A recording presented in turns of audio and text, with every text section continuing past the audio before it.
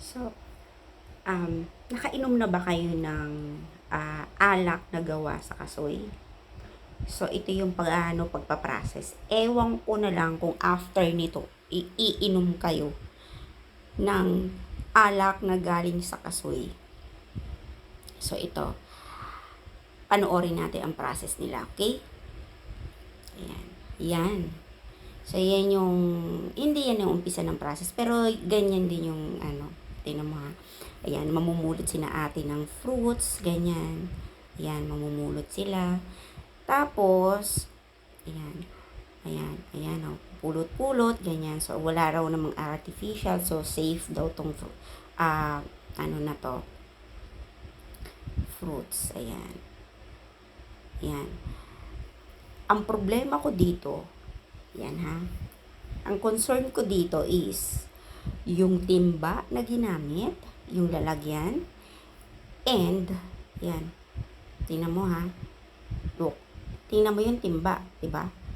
Tapos, yung tub, pinagsalinan nitong kasoy, yan, and, yung fruits mismo, kasi wala silang dinadaanan na sorting, kahit bulok, may uod, so wala silang pinipili, basta nalaglag, fruits, pasok dyan sa banga nila yan. Walang pili-pili kahit ano pa ang kalidad ng prutas.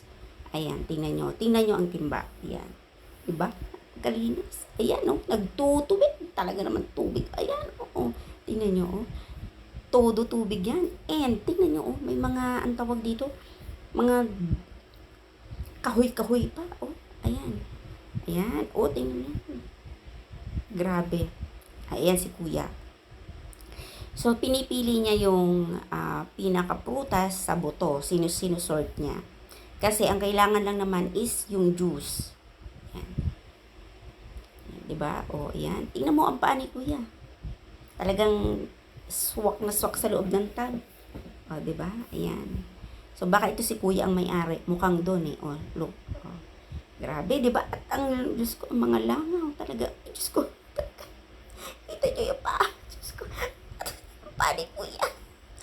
May sugat. May sugat ang paa ni kuya.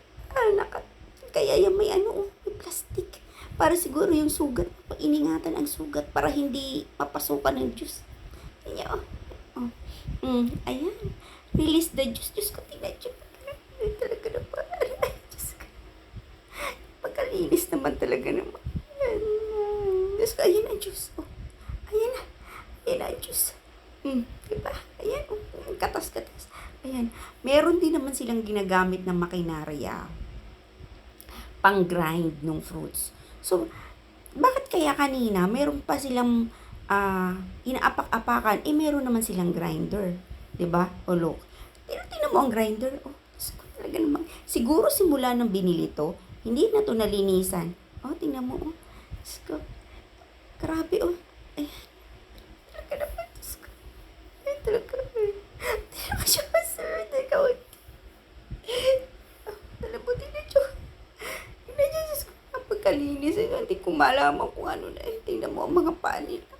Kailangan talaga ang mga paa dyan sa loob. Pandagdag sustansya. Diyos ko talaga naman. Ayan na. Ayan na. Oo.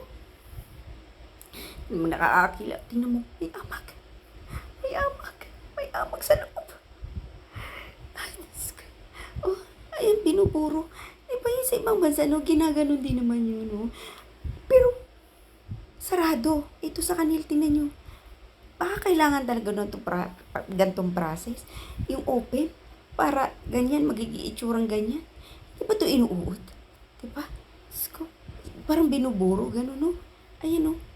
Tapos dinadagdagan ng dinadagdagan. Tingnan nyo. Tingnan yung bunganga ng grabe, oh. Grabe talaga naman. Diyos ko, Marios. Oh, ayan. Oh. Ay, Diyos ko. Oh, bakit kuya? Bakit pinatong-patong?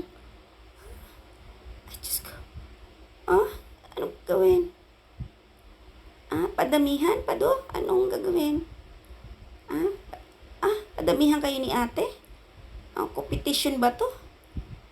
Ano gagawin natin?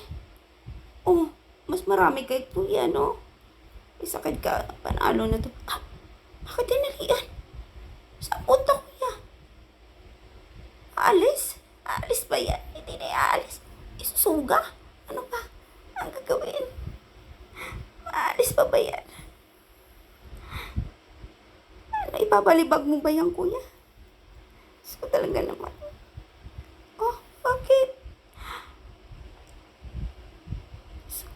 Oh, oh, malinis. Diyos ang pinaglilinis.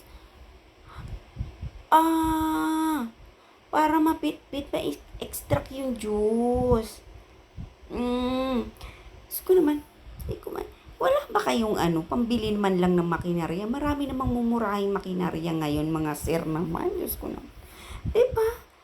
Oh, ay talaga naman.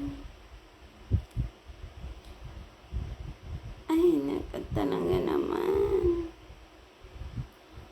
Ang sarap-sarap talaga.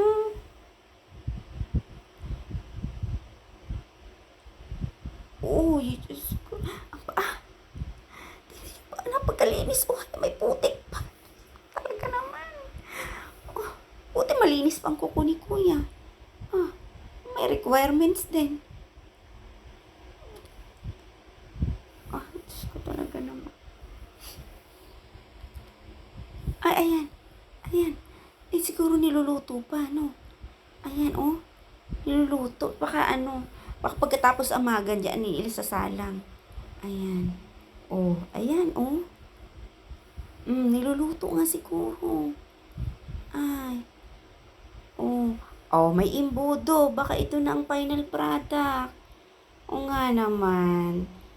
Oh, hindi mo naman iisipin na ilang pa ang nagdaan dyan eh. Ang sarap. Pag nalagay na rin naman sa bote, hindi mo na iisipin paano yung ginawa.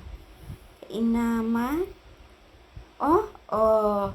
Diba, linis na tingnan. Baka lalasing ka dyan sa sa paa. Hindi sa, talaga naman ang tarap. Siya, bili na.